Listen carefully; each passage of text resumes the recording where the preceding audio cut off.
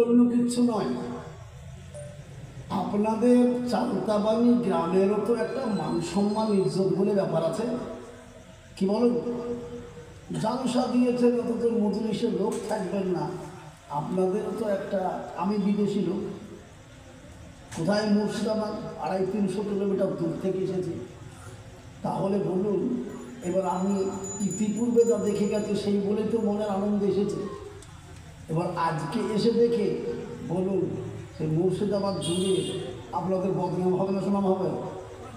বদনাম। তাহলে চালতাবাড়ির লোকে কি বদনাম চান না সুনাম চান? যদি সুনাম চাই তাহলে প্রত্যেকটি ভাইকে, বাবাকে, মাকে, বোনকে বলবো, মা বোনদের যেখানে বসার প্যান্ডেল করা হয়েছে সেখানে মা বোনরা বসুন।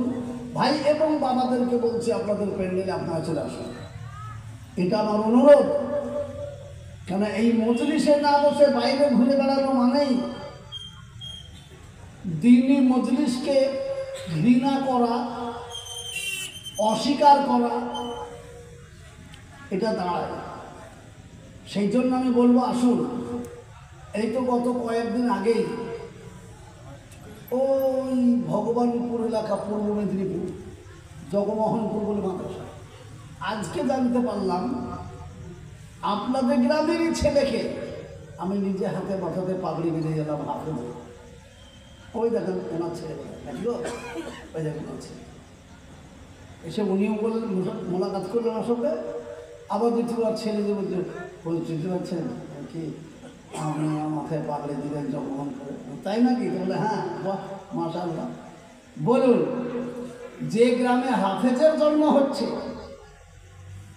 আর সেই গ্রাম অতি ধন্যবাদ। গ্রামে একটা যদি কোরআনের হাফেজ কিংবা আলেমের দিন হয়ে যায় তো সে গ্রামের মান সম্মানকে আল্লাহ আরো বাড়িয়ে দেয়।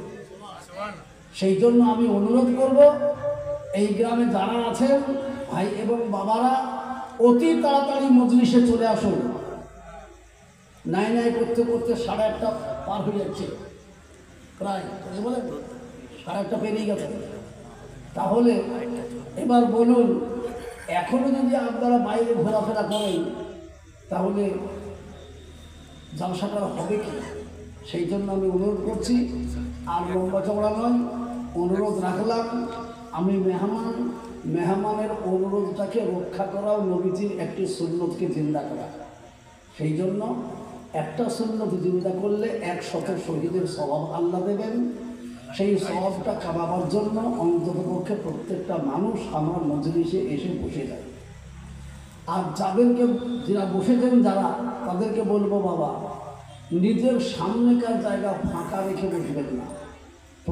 প্রথমে যে মানুষগুলো বসে আছে তাদের কাছাকাছি বসুন, তাদের কাছাকাছি বসুন। হ্যাঁ, কোনো লোক মজলিস ফাঁকা করে বসবেন না। আপনার সামনে কে বসবে এটা মনে করেন না, আপনি নিজে জমে বসবেন বাস। বাবার সকলে জমে আসি, সকলে, কাউকে ধরে বলতে না, হ্যাঁ বাবা আর একটু আগে